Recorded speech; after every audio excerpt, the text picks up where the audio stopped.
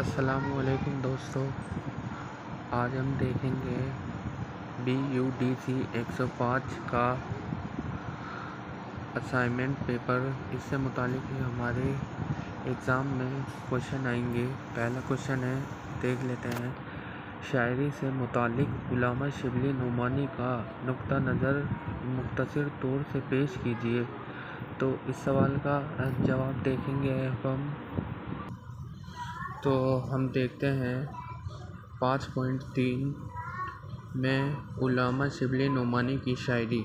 उल्लामा शिबली नोमानी फितरतन एक शायर थे।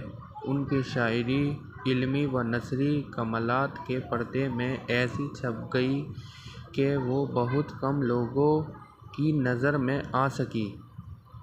उन्होंने अरबी, फ़ारसी और उर्दू में शायरी की है। उल्लामा शिबली नोमानी जो शायरी की है अपनी उर्दू में, अरबी में और फ़ारसी में की है। और अरबी में उनका कलाम बहुत कम है। अरबी जो है उल्लामा शिबली नोमानी की अरबी बहुत कम आती है। और 1888 ईस्वी में जब शिबली की मुलाकात सर सैयद अहमद खान से हुई 1888 में जब उल्लामा शिबली नोमानी की मुलाकात सर सैयद अहमद खान से होती है तो उन्होंने एक मशहूर कसीदा अरबी ज़बान में उन्हें पेश किया था।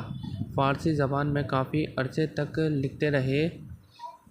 ठीक है, उल्लामा शिबली नोमानी ही जब सर सैयद अहमद खान से मिलते हैं तो सर सैयद अहमद खान एक कसीदा पेश करते हैं और फ़ारसी ज़बान में काफ़ी अरसे तक लिखते रहे। और उल्लामा शिबली नोमानी को जो है फ़ारसी ज़बान बहुत अच्छी आती थी। वह अरबी ज़बान को थोड़ा कम जानते थे। ठीक है, आगे देखते हैं। चलिए, फ़ारसी के चारों मजमूए उनकी ज़िंदगी में शाया हुए। फ़ारसी के चारों मजमूए उनकी ज़िंदगी में शाया हुए। उनकी वफ़ात के बाद मारूफ प्रेस आजमगढ़, जब उल्लामा शिबली नोमानी की वफ़ात हो जाती है तो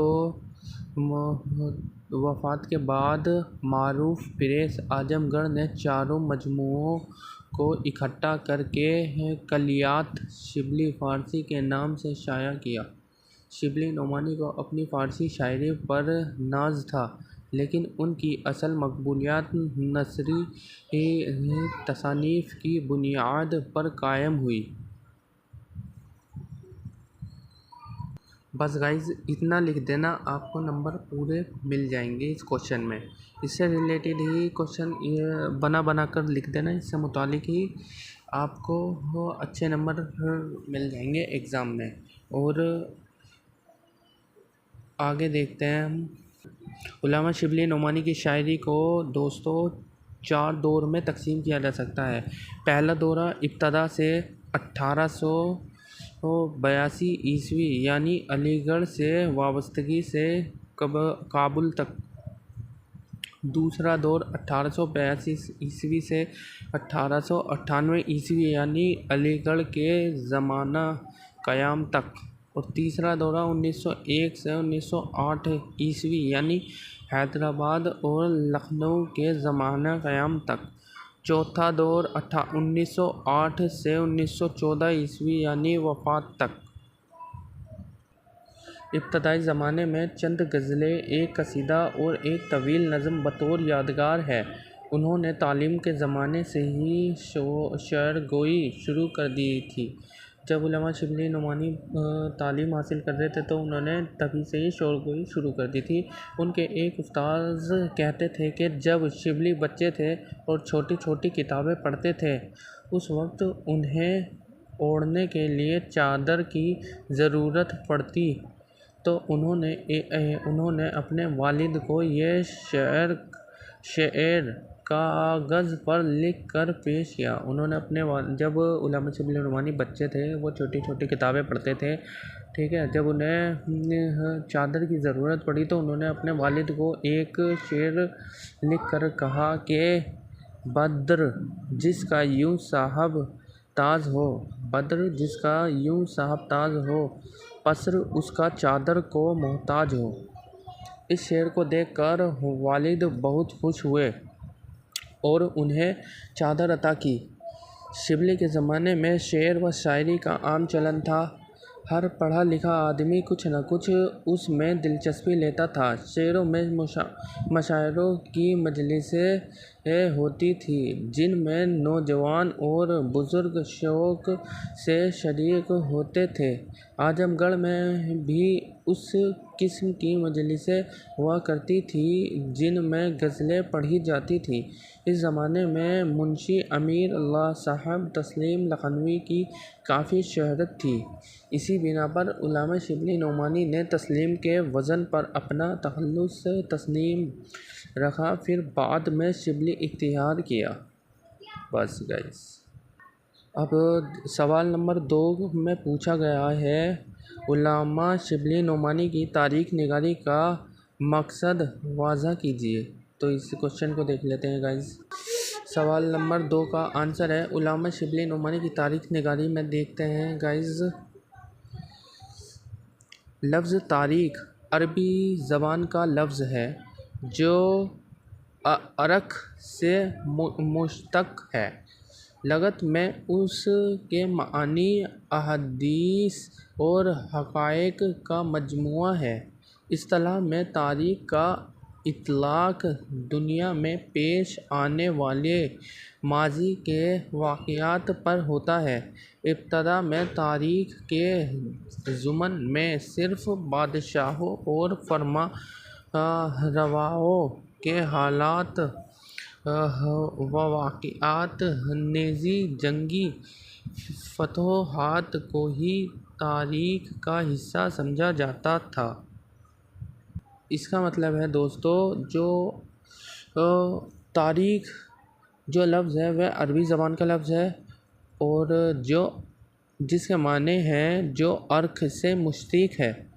लगत में उसके मानी अहादीस और हक़ाइक़ मतलब हकीकत का मजमुआ तारीख़ निगारी में कहते हैं हकीकत का मजमुआ है। इस्तिलाही में मतलब शुरुआत में तारीख़ का इतलाक़, तारीख़ का मतलब होता था इत्तला करना, दुनिया में पेश आने वाले माज़ी कहते हैं जो गुज़र गया के वाक़यात पर होता है। इब्तिदा में तारीख़ के ज़मन में सिर्फ़ बादशाहों और फरमारवाओं के हालात व वाक़यात नेज़ जंगी फ़तोहात को ही तारीख़ का हिस्सा समझा जाता था।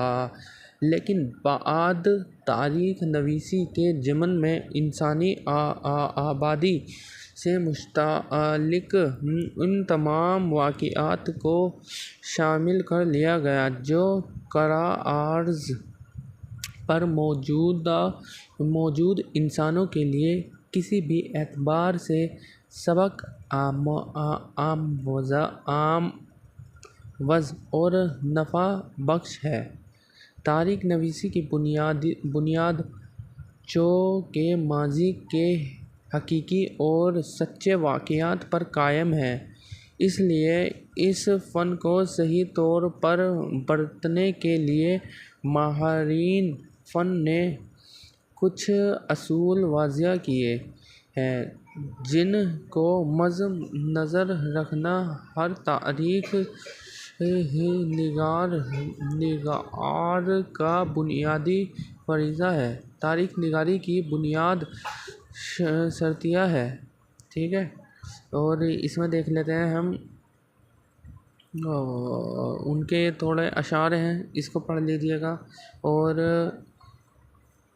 तीसरा क्वेश्चन और सैयद सुलेमान नदवी के बारे में भी पूछा जा सकता है। तो सैयद सुलेमान नदवी के बारे में यहाँ से लिख लीजिएगा।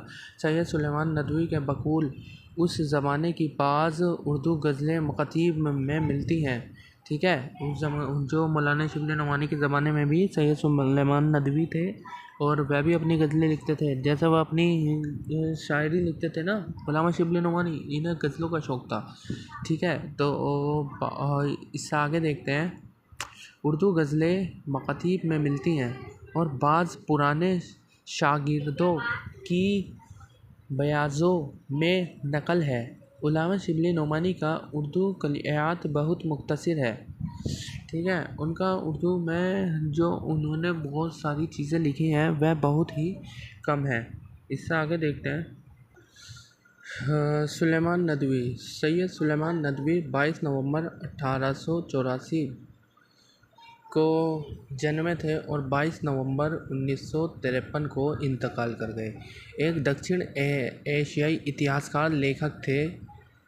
ठीक है, इतिहासकार थे सैयद सुलेमान नदवी और इस्लाम के विद्वान थे। इस्लाम को बहुत अच्छी तरह से जानते थे। जो अपनी मृत्यु से ठीक 3 साल पहले 1950 में पाकिस्तान चले गए थे। ठीक है, उन्होंने सीरत-उन-नबी का से लेखन किया और खुतबात-ए-मदरास लिखा। वह जामिया मिलिया इस्लामिया की संस्थापक समिति के सदस्य भी थे। इस्लामी साहित्य में योगदान बहुत दिया सैयद सुलेमान नदवी ने। 1933 में उन्होंने अपनी प्रमुख कृतियों में से एक खय्याम प्रकाशित की। इस पुस्तक का केंद्र प्रसिद्ध फ़ारसी विद्वान और कवि उमर खय्याम पर लेख था। ब्रिटिश भारत में हिंदू मुस्लिम एकता का समर्थन करने वाले अन्य लोगों के साथ सुलेमान नदवी ने सुझाव दिया कि उर्दू शब्द को हिंदुस्तानी के पक्ष में छोड़ दिया जाना चाहिए, क्योंकि उर्दू शब्द ने सैन्य विजय और युद्ध की छवि बनाई थी, जबकि बाद वाले में ऐसा कुछ प्रतीकात्मक सामान नहीं था। सुलेमान नदवी ने आजमगढ़ में दारुल मुसन्निफीन लेखक अकादमी की स्थापना की, जिसे शिबली अकादमी के नाम से भी जाना जाता है। वहाँ प्रकाशित पहली पुस्तक उर्दू अर्द उल कुरान। सैयद सुलेमान नदवी ने 1933 में कुछ बुकें प्रकाशित की हैं। पहली है खुतबात-ए-मदरास, रहमत-ए-आलम और सीरत-ए-आयशा। सीरत-उन-नबी पैगंबर का जीवन। पहले शिबली नोमानी सुलेमान नदवी के शिक्षक द्वारा शिबली ने ये किताब लिखना शुरू किया, जिसे बाद में 1914 में शिबली की मृत्यु के बाद सुलेमान नदवी ने ख़त्म किया। शिबली नोमानी एक इस्लाम के बहुत अच्छे विद्वान थे। उनका जो है जन्म उत्तर प्रदेश के आजमगढ़ ज़िले के बिंडल में हुआ था। वे 1883 में आजमगढ़ में शिबली नेशनल कॉलेज और दारुल मुसानिफीन की स्थापना के लिए मशहूर हैं। नोमानी अरबी, फ़ारसी, तुर्की और उर्दू के एक महान दानिश्वर थे। वे कवि भी थे। ठीक है, वे पोइट भी थे एंड उन्होंने इस्लाम के पैगंबर मोहम्मद के जीवन पर बहुत सारी सामग्री एकत्र की, लेकिन नियोजित कार्य के केवल पहले 2 खंड सीरत-उन-नबी लिख सके। उनके शिष्य सुलेमान नदवी ने इस सामग्री का उपयोग किया और अपने गुरु की मृत्यु के बाद काम के शेष 5 खंड सीरत-उन-नबी भी लिखे। नोमानी की पैदाइश एक मुस्लिम राजपूत परिवार शेख हबीबुल्ला और मोकिमा खातून के घर पर हुई। उनके पूर्वज शिवराज सिंह एक बेस थे, जिन्होंने कई पीढ़ियों पहले इस्लाम कबूल कर लिया था। अगरचे उनके छोटे भाई तालीम के लिए लंदन, इंग्लैंड गए और बाद में इलाहाबाद उच्च न्यायालय में कार्यरत बैरिस्टर के रूप में लौट आए। नोमानी ने पारंपरिक इस्लामिक शिक्षा प्राप्त की। नोमानी का नाम अबू बकर अल-शिबली के नाम पर रखा गया था, जो एक सूफ़ी संत और जुनैद बगदादी के मुरीद थे। नोमानी ने बाद में अपने नाम के साथ नोमानी लगाया। उनके उस्ताद मौलाना मोहम्मद फ़ारूक चिड़ियाकोटी थे। मौलाना मोहम्मद फ़ारूक चिड़ियाकोटी जो हैं सैयद सुलेमान नदवी के उस्ताद रहे। ठीक है, जो एक तर्कवादी आलिम थे, जो सर सैयद के पुरजोर मुखालिफ थे। नोमानी की पृष्ठभूमि का यह पहलू सैयद अलीगढ़ और सर सैयद के साथ उनके द्विपक्षीय संबंधों की ज़ाहिर करता है। और इसलिए नोमानी के पास अलीगढ़ द्वारा आकर्षित और विकसित होने की वजह है मौजूद थी। अलीगढ़ में फ़ारसी और अरबी के शिक्षक के तौर पर पद हासिल करने के बाद अलीगढ़ में वे शिक्षक के तौर पर अरबी फ़ारसी पढ़ाने लगे। उन्होंने हमेशा कॉलेज में बौद्धिक माहौल को निराशाजनक पाया और अंत अलीगढ़ को खैराबाद कह दिया क्योंकि उन्होंने इसे असंगत पाया। हालांकि उन्होंने सर सैयद के बाद 1898 में उनकी मृत्यु तक आधिकारिक तौर पर कॉलेज से इस्तीफ़ा नहीं दिया। उल्लामा शिबली नोमानी और अलीगढ़ तहरीक। ठीक है, उल्लामा शिबली नोमानी के बारे में और जान लेते हैं कि वे अलीगढ़ में क्या क्या करते थे। अलीगढ़ तहरीक में एक सर सैयद की इस्तिलाही तालीम और सियासी तहरीक थी।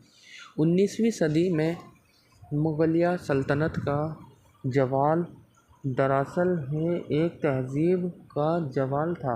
हिंदुस्तान पर अंग्रेज़ों का तसल्लुत पूरी तरह कायम हो चुका था और हिंदुस्तान पर जो है 19वीं शताब्दी में जो है मुगलिया सल्तनत का राज ख़त्म होकर अंग्रेज़ों ने अपना कब्ज़ा जमा लिया था और हिंदुस्तान ख़ुसूसन मुसलमान ज़िल्लत व पस्ती से दो चार थे। जब उन्होंने कब्ज़ा कर लिया तो बहुत ही दो चार हो गए मुसलमान जो थे। इस ज़िल्लत की ज़िंदगी से आज़ाद होने के लिए हिंदुस्तानियों ने 1857 में जंग आज़ादी का ऐलान कर दिया, जिस को अंग्रेज़ों ने गदर का नाम दिया। 1857 में गदर का नाम दिया जब उनके खिलाफ़ हमने आंदोलन शुरू किए, लेकिन ये जंग कामयाब न हो सकी। नतीजे में हिंदुस्तानियों ख़ुसूसन मुसलमानों को मज़ीद जुल्म व तशद्दुद का निशाना बनाया गया। उनको सख्त से सख्त सज़ाएँ दी गई। मुसलमानों ने जो है 1857 में अंग्रेज़ों के ख़िलाफ़ जो है आंदोलन तो शुरू कर दिया, लेकिन उनमें मुसलमानों को जो है जीत हासिल ना हो सकी। बतौरन उन पर बहुत जुल्म किए गए, उन्हें डराया धमकाया गया, उसको सख्त से सख्त सज़ाएँ दी गई और गोया उस वक्त हिंदुस्तानियों ख़ास तौर से मुसलमानों की हालत इतनी बदतर थी कि सर सैयद अहमद ख़ान जो अलीगढ़ तहरीक के बानी हैं, वह लिखते हैं कि मैं उस वक्त हरगिज़ नहीं समझता था कि कौम पपकने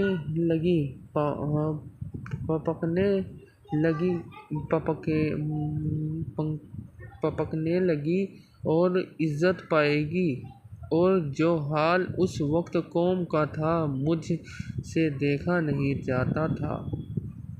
और तारीख़ के इस नाज़ुक मोड़ पर ही अलीगढ़ तहरीक अलीगढ़ तहरीक वजूद में आई। ठीक है, तारीख़ 1857 के बाद जो है तारीख़ के इस नाज़ुक जो है पेश। और उल्लामा शिबली नोमानी की अलीगढ़ से वाबस्तगी। उल्लामा शिबली नोमानी एक अबकरी और कैसर उलझायात शख्सियत के मालिक थे। अलीगढ़ तहरीक से वाबस्तगी के बाद ही उनकी ज़िंदगी में नुमायाँ तब्दीलियाँ देखने को मिलती हैं। वाक़या यह है कि वो 1881 ईस्वी में अपने छोटे भाई का दाखिला कराने की गर्ज से अलीगढ़ का सफ़र किया। अलीगढ़ में शिबली की मुलाकात सर सैयद अहमद ख़ान से हुई।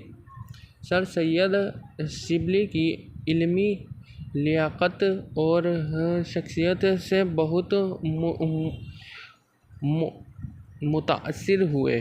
1882 ईस्वी में उन्होंने मौलाना शिबली नोमानी को अलीगढ़ कॉलेज में अरबी फ़ारसी का उस्ताद मुकर्रर कर दिया और यहीं से शिबली की ज़िंदगी का एक नया दौर शुरू हुआ।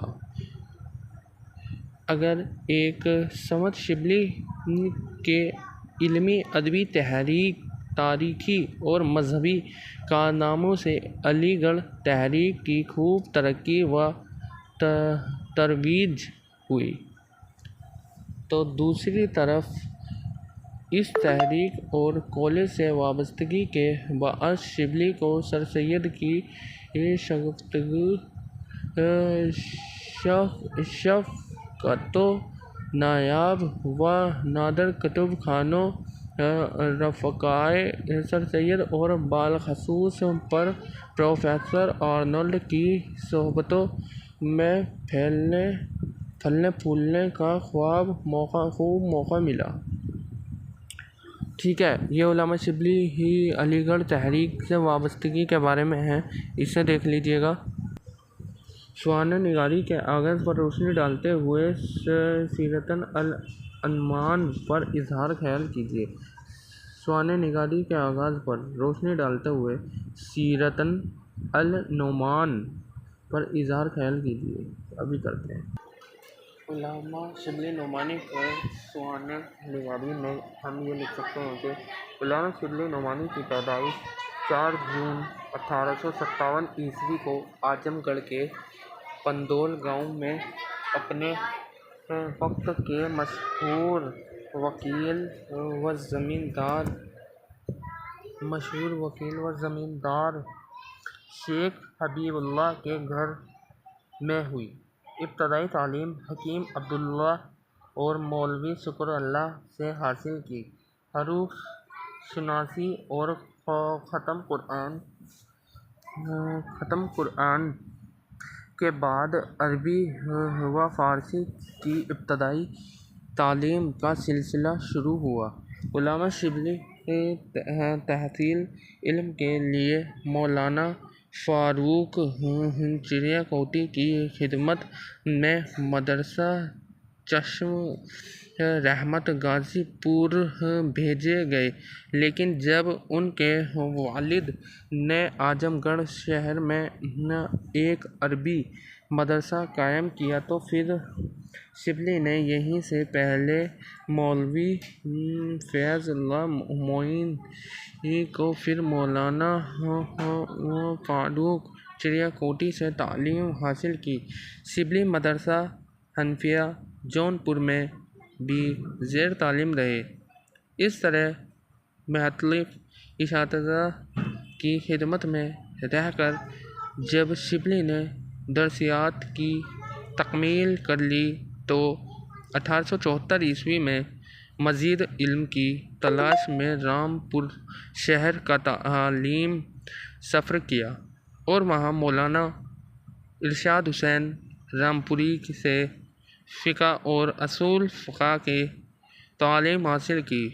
इसी साल शिबली ने दारुल उलूम देवबंदी का भी सफ़र किया। इस वक्त शिबली 12 रास्त वहाँ के असातिज़ा से फैज़याब तो ना हुए, लेकिन वहाँ के कुतुब खाने से भरपूर इस्तिफ़ादा किया, जो इल्म से उनकी गहरी दिलचस्पी का असल सबब बन गया। ज़िंदगी के इस मरहले में शिबली के वालिद चाहते थे कि वो अब दीनवी अमूर में उनका हाथ बटाए, लेकिन शिबली हसूल इल्म के सफ़र को मज़ीद जारी रखना चाहते थे। नतीजा ये हुआ कि वालिद की नाराज़गी के बावजूद माँ का सहारा पाकर इल्मी तशंगी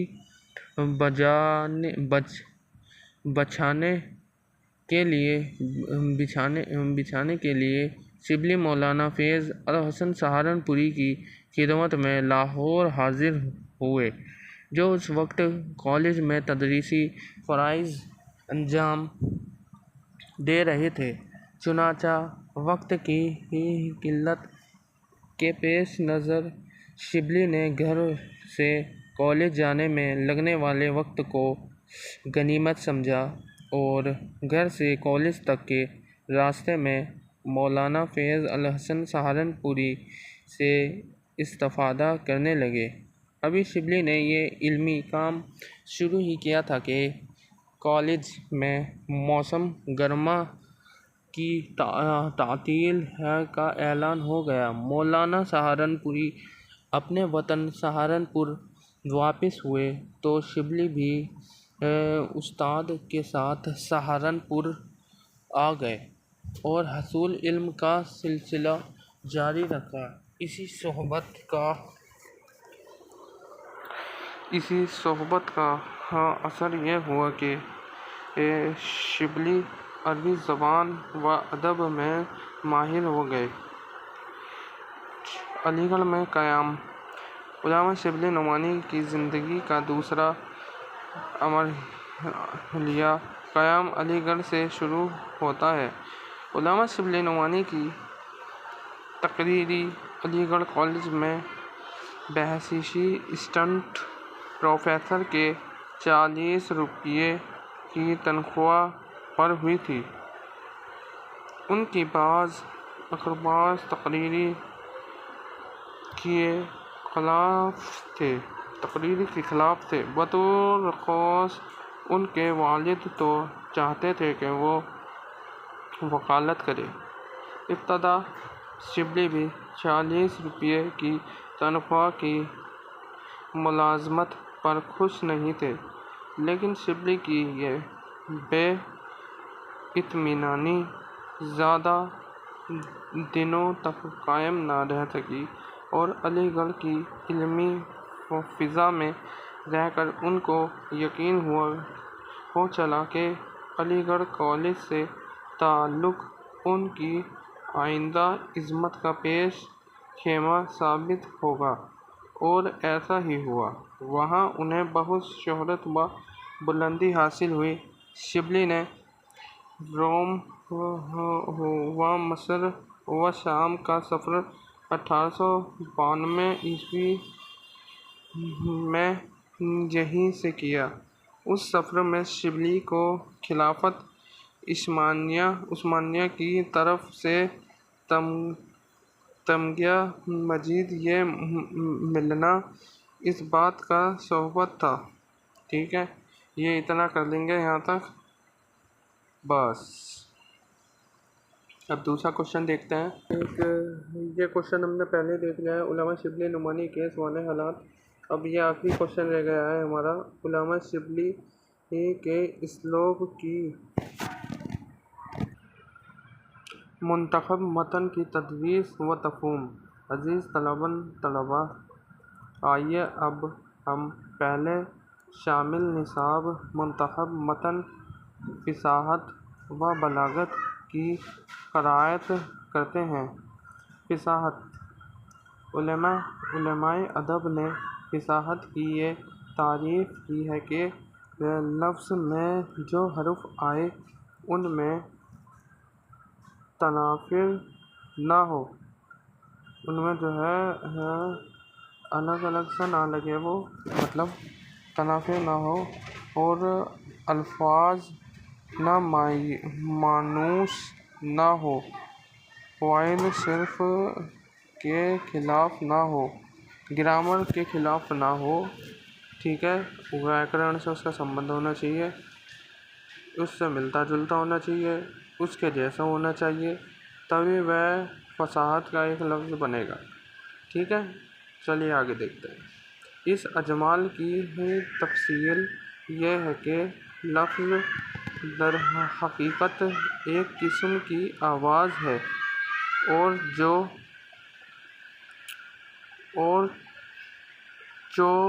के आवाज़े बाज़ शेरे दिल आवेज़ और लतीफ़ होती हैं। मसलन तोती व बुलबुल की आवाज़ और बाज़ मुकर्रना गवार मसलन कुत्ते और गधे की आवाज़। इस बिना पर अल्फाज भी दो किस्म के होते हैं, बाज़ शुस्ता सबक शेरे और बाज़ शकबल बढ़े नागवार। पहले किस्म के अल्फाज को फसी कहते हैं और दूसरे किस्म के अल्फाज को गैर फसी कहते हैं।